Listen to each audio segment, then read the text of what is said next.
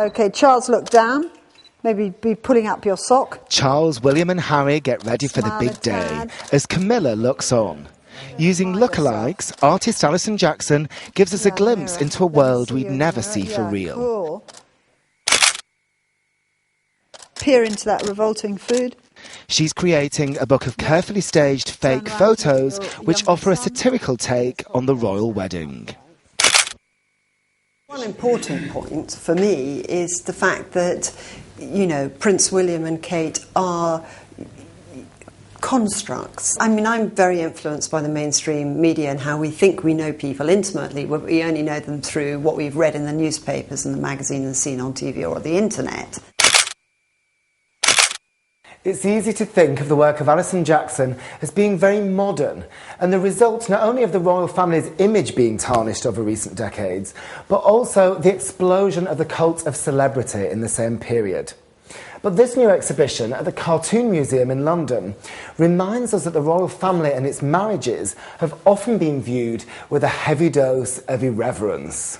This image from 1797 shows the future William IV with his mistress Dora Jordan and some of their many illegitimate children.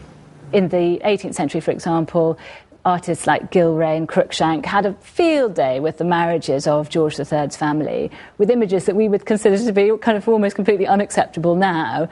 So that was something that was, you know, common in the late 18th and early 19th century, which is every bit as biting as anything you might think of as being, you know, a kind of 20th or 21st century response.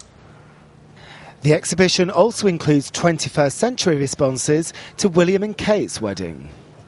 One of the themes is the term commoner, and Kate as the commoner, which there are rumours that the palace doesn't like this. I don't know really whether one can confirm or deny it. That does come up from time to time, and you know, how common is she, and is she posh common or is she common? But despite images like these, the latest royal wedding hasn't made as much impact amongst cartoonists as previous ones. Kate Middleton has been extremely careful in terms of what she says, how she behaves. There isn't a lot of material there for them to get their teeth into. And artists have been similarly muted in their commentary on the event.